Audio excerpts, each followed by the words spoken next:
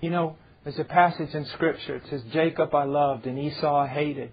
That word hated there, what it means in Hebrew and in Greek is hated. If it meant something else, they'd have translated something else. It really does mean hated. Now the question is, how did he hate him? Because if you look at Esau's life, every promise God made towards him, he kept. And more abundant than even the declarations of his father. And when Jacob came back across to meet with his brother was so wealthy and prospered, he needed nothing from Jacob's hand. So how is it that God hated Esau and loved Jacob? Well, if you look at Esau's life, you see that Esau could just be Esau. And Esau could do anything Esau wanted to do. And Esau was never corrected, never disciplined, never chastised, never punished. Esau could just be Esau and have a good time about it. And God beat up Jacob almost every day of his life. God let Esau be Esau. God refused to let Jacob be Jacob. And the distinguishing mark between the two men is the loving discipline of God, cleansing and changing one, and in the other we see no transformation whatsoever. As a matter of fact, except for a bit of spiritual dullness there at the beginning, Esau looks a lot more moral than Jacob. I mean, after all, Jacob was the deceiver, the heel grabber. But what do we see? A man coming back into the land after years and years of being disciplined, chastised, cared for by God. It wasn't Esau limping. It was Jacob. And God had done it to him. I look back, for some of you young men, I look back on my life and in my younger years, everything was physical. Everything, it was so important. Weightlifting and sports and everything. God destroyed every bit of that in my life. And although I'll never get on Trinity Broadcasting preaching this message, God has broken my body into bits.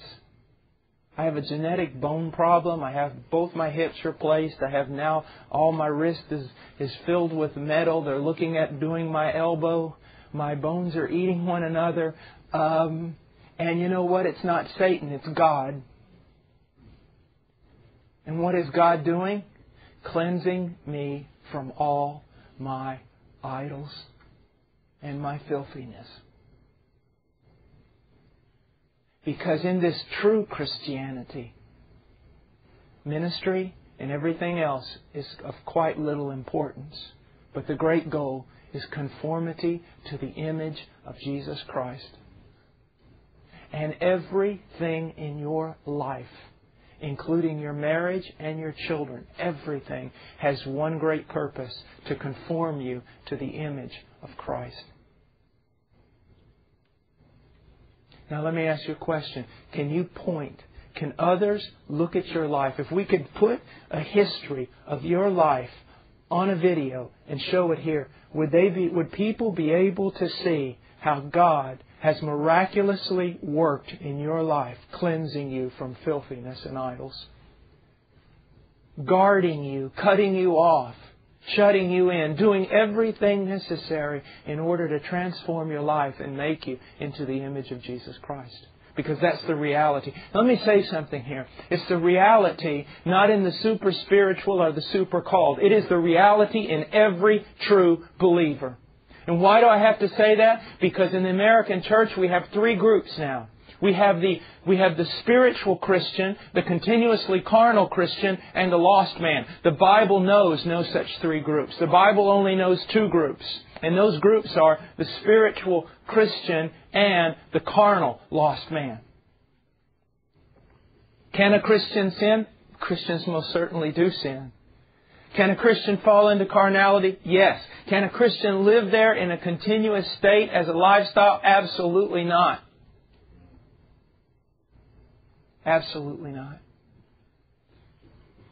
Now, before I go on, I just want to make an emphasis here of something that is so very, very important. In verse 23, I want to go back for a second. He says, I will vindicate the holiness of my name. Now, how will He do that? Look in verse 24. Now, I'm going to read giving special emphasis to personal pronoun I. For I will take you from the nations, and I will gather you from all the lands, and I will bring you into your own land. Then I will sprinkle clean water on you, and you will be clean. I will cleanse you from all your filthiness and from all your idols. Moreover, I will give you a new heart, and I will put a new spirit within you, and I will remove the heart of stone from your flesh, and I will give you a heart of flesh, and I will put my spirit within you, and I will cause you to walk in my statutes, and you will be careful to observe my ordinances. Now do you see what He means by vindicating? God's saying, this is my work, and therefore my reputation stands and falls with it. I will start a work in you. I will finish that work because my name is at stake. Have you never read, He who began a good work in you will finish it? Remember when Israel, in all their rebellion, and God tested Moses and basically said, Moses, get out of the way, I'm going to kill him. Moses said, no. By God's grace, He interceded. He said, no. Why? Your enemies, the Egyptians, will say that although you were strong enough to save them from Egypt, you were not strong enough to bring them into their own land. And I want to tell you something. Most pulpits in America are guilty of blaspheming God in this regard. They teach a gospel in which it demonstrates God is strong enough maybe to pull them out of hell, but He is not strong enough to transform their lives. And I want you to know the same God who can save, who can resurrect His own Son from the grave, is strong enough to transform your life. And Ephesians backs me up on that one. He is. His reputation rides upon it. But because of the way the gospel is preached in America, we see just the opposite. We see Christianity being a laughing stock.